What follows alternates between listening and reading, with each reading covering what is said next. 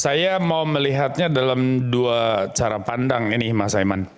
Pertama dari aspek demokrasi, nanti kedua dari aspek hukum. Ini kalau kita mau melihat tema diskusi kita hari ini ya, Bung Rai. Dari aspek demokrasi tentu saja kita akan melihat dari sudut pandang masyarakat sipilnya dan juga dari sudut pandang pemerintah. Ini dua hal yang memang akan selalu bersitegang di dalam praksis demokrasi dimanapun di dunia, tetapi akan selalu ada titik keseimbangan. Nah, di sanalah nanti kita akan bicara soal penegakan hukum. Dari aspek pemerintah, tentu saja pemerintah membutuhkan kritik, masukan. Tetapi masukan dan kritik, masukan kritik itu kan beda dengan penghinaan, fitnah, dengan propaganda dan segala macam. Nah, soal tafsir apakah ini suatu penghinaan atau bukan, itu juga sudut pandang pemerintah dan sudut pandang masyarakat sipil pasti beda. Dan itu tidak akan pernah bisa kita selaraskan. Nah, dari aspek masyarakat sipil, mereka mengharapkan segala bentuk ekspresi, respons mereka terhadap praksis kekuasaan, pelaksanaan kebijakan dan sebagainya itu harus bebas dibicarakan itu di ruang publik. Nah, maka ketika mereka dihadapkan pada proses hukum misalnya, sebagian orang akan melihat ini sepertinya ada upaya untuk menciptakan chilling effect kalau dalam teori politik. Efek ketakutan. Efek membungkam dalam pengertian yang sesungguhnya. Chilling effect, mungkin itu tadi yang masuk oleh Bung Rai. Nah, tetapi mari kita pergi kepada yang namanya kritik dalam demokrasi ya. Kalau kita bicara Jürgen Habermas, kita bicara soal demokrasi deliberatif, kan dia bicara soal adanya keniscayaan, adanya namanya ruang publik yang rasional. Artinya bahwa kebebasan bersuara itu harus kebebasan bersuara yang benar. Artinya berbasis kepada akal sehat dan juga bukti-bukti empiris. Bukan asal bacot kalau dalam bahasa anak jalanan. Tetapi berbicara sesuatu yang benar dan dasarnya juga benar. Kenapa? Karena diskursus di dalam demokrasi itu adalah kontestasi gagasan untuk memperbaiki sistem dan untuk menciptakan kehidupan publik yang lebih baik. Dan itulah demokrasi kata Habermas. Jadi bukan pamer kekuasaan, masyarakat sipil merasa kamilah pemilik kekuasaan lalu kemudian dan sebaliknya. Tetapi dalam rangka bagaimana menjaga dan mempertahankan kepentingan bersama sebagai sebuah negara bangsa. Nah, ada kerentanan kedua yang menjadi dasar kenapa kritik itu penting menurut Habermas adalah potensi ada yang namanya Kolonisierung dari Lebenswelt. Jadi kolonisasi ruang hidup. Oleh siapa? Oleh kelompok yang menguasai uang, yaitu oligark, ataupun juga kelompok yang lain. Ya. Nah, teman-teman sekalian, saya mau mengatakan bahwa kritik yang menjadi keniscayaan di dalam demokrasi itu selalu mengarah kepada akal sehat.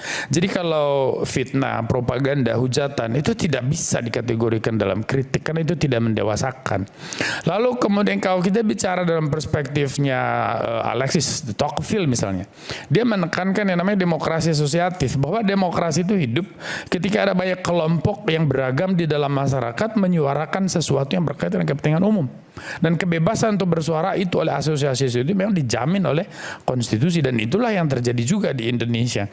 Lalu tapi Arendt mengatakan begini, Hannah Arendt mengatakan bahwa kritik apapun itu di ruang publik itulah aktualisasi diri yang tertinggi di dalam ranah politik. Maka yang paling penting itu adalah suara dan tindakan di dalam ruang publik. Maka dia bicara soal demokrasi partisipatif. Nah, hari ini repotnya adalah kita ada di era yang sangat jauh dari era hidupnya Arendt. Habermas baru meninggal, dia juga merasakan awal era yang kita sebut post-truth ini. Lalu kemudian Tocqueville itu jauh.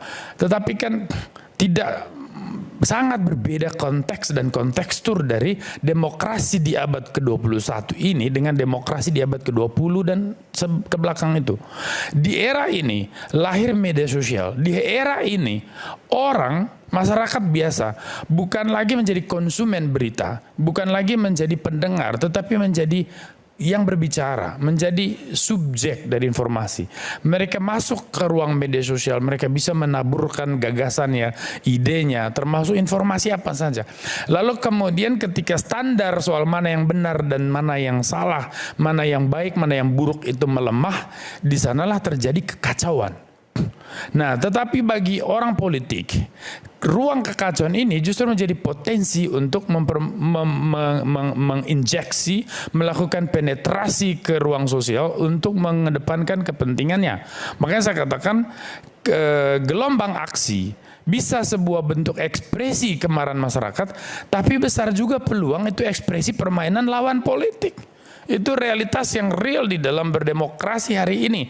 Maka kita semua harus bijak. Bagaimana kita bisa bersikap bijak? Kita harus berdiri pada kepentingan negara. Kita standing point kita itu pada kepentingan negara. Itu kalau kita bicara dari aspek demokrasinya tadi. Dan saya mengapresiasi teman-teman Garda Prabowo ataupun Bung Firdaus yang melakukan pengaduan, ya, bukan memilih pelaporan, pengaduan karena sesuai ketentuan dalam KUHP. Kalau pengaduan kan kapanpun mereka mau cabut itu bisa dicabut. Tapi kalau pelaporan kan nggak bisa, ya, karena sudah masuk dalam sistem dia harus berproses. Nah, artinya bahwa masih ada niat baik di sini untuk melihat respons dari siapapun yang mereka adukan. Nah, hanya saja memang yang kedua yang saya apresiasi adalah pemerintahnya sendiri, karena kalau kita kembali kepada KUHP, terutama pasal 218 ayat 1 yang kemudian juga dikunci oleh ayat 2, itu kan pencemaran nama baik terhadap presiden wakil presiden, hakikatnya delik aduan absolut. Karena dia delik aduan absolut, maka harus dilaporkan oleh presiden atau wakil presiden yang merasa dirugikan. Nah, di ayat kedua dikatakan kalau itu demi kepentingan umum atau pembelaan diri maka tidak bisa dibilang sebagai penghinaan, Bung Eman. Maka apapun undang-undang khusus yang seperti undang ITE dan sebagainya yang juga mengatur soal pencemaran nama baik dan sebagainya, itu tidak akan berlaku tuh. Kalau hakikatnya itu adalah sebuah pembelaan terhadap kepentingan umum. Nah, disinilah nanti sistem hukum itu yang akan merespons. Jadi pengaduan ini penting supaya nanti hukum yang akan menilai pada proses penyidikan itu dianalisis itu, Mas Aiman. Mens reanya apa, aktus reusnya apa, lalu kemudian kalau bukti-bukti itu cukup bisa diproses. Nah, meskipun menimbulkan chilling effect tadi, efek takut, efek untuk membungkam. Anda mengakui? Sebentar dulu. Kalau misalnya begini, ya, ini kan kita ada di titik dilematis. Kalau sudah ada masyarakat yang melakukan pengaduan, kepolisian tidak bisa juga diem. Karena bicara hukum, kita bicara soal bukan hanya keadilan tapi juga kepastiannya. Maka polisi harus merespons dong, karena yang mengadukan itu juga punya hak hukum, maka harus direspons. Nah, bagaimana proses hukumnya? Ini sebetulnya masih sangat panjang, nggak usah takut. Saya kira Tio mungkin paham itu, tidak akan mungkin sampai berujung pada penjara. Kenapa saya katakan begitu? Kalau bisa katakan itu, tidak akan mungkin berujung pada penjara. Iya, kalau dari aspek hukum bese, saya melihatnya agak sulit. Kenapa? Satu, dari aspek penghinaan, ini Pak Presiden sendiri tidak melapor. Nah, kemudian yang kedua dari aspek hukumnya itu sendiri, kalau dari kepolisian dinyatakan ini berkasnya kemudian lengkap lalu diajukan kepada jaksa sebagai penuntut umum, lalu jaksa kemudian P19 dia periksa semua segala macam, lalu P21 dia nyatakan bukti lengkap misalnya. Itu mungkin agak berbahaya karena kemudian bisa arahnya ke persidangan. Tapi di kejaksaan saja saya melihat banyak ruang di mana kasus ini bisa runtuh. Pertama, di sana ada namanya dominus litis, haknya seorang jaksa untuk mengatakan bahwa perkara ini lanjut atau tidak. Karena dominus litis artinya kan jaksa itu menjadi tuan dari suatu litigasi, penguasa perkara. Dia menentukan lanjut apa enggak. Kalaupun sudah P21, kalau dia katakan, kalau dia masih ragu dan mengatakan oke ini deponering, maka tidak bisa dilanjutkan. Nah, kemudian kalaupun masuk ke persidangan ini Mas Aiman, di sana kita bicara soal pergeseran paradigma hukum pidana dalam KUHP yang baru berdasarkan Undang Nomor 1 tahun 2023. Di sana nanti kita bisa bicara soal lex favoreo, bahwa kalau ada perubahan undang-undang, hakim harus memakai undang-undang yang menguntungkan tersangka. Belum lagi kita bicara soal in dubio pro reo, bahwa ketika hakimnya ragu dia harus menyatakan tersangka itu tidak bersalah. Nah, artinya bahwa kasus ini masih jauh dari bicara soal pemidanaan. Tetapi saya sepakat bahwa ini kemudian menjadi diskursus politik dan hukum yang bisa saja berdampak sebagai chilling effect Tetapi juga bisa dilihat juga sebagai pembelajaran untuk kita mencerdaskan diri, untuk otokritik bahwa kita masyarakat juga tidak bisa seenaknya, semaunya kita menyatakan pendapat dalam bahasa-bahasa yang tidak cerdas. Karena ruang publik itu harus sehat dan rasional menurut Habermas. Artinya bahwa berdemokrasi itu mengandaikan kita semua punya akal sehat dan motivasi dan orientasi yang positif untuk kepentingan umum. Jadi kalau tujuannya untuk membela kepentingan kelompok, apalagi untuk membela kelompok politik yang tidak berkuasa atau ingin merebut kekuasaan, maka dia sudah pada dirinya tidak lagi punya martabat.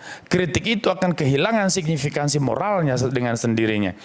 Nah, tadi pertanyaan Mas Aiman soal kalau ini diproses oleh polisi, bukankah itu menimbulkan chilling effect? Enggak bisa, karena apa yang dilakukan oleh kepolisian itu kan bagian dari penegakan hukum. Dan dia harus lakukan proses terhadap pengaduan. Nanti apakah dia akan mengatakan bahwa pengaduan ini kami sudah periksa, selidiki dan sidik, ternyata tidak cukup bukti, maka kami akan nyatakan ini sudah selesai sampai di sini, tidak bisa dilanjut. Karena kalau kepolisian juga tidak memproses itu, maka tidak ada kepastian hukum.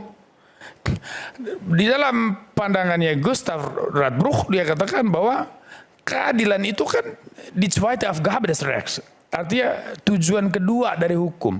Karena yang utama itu adalah di Rechtssicherheit, kepastian hukum. Masyarakat butuh kepastian.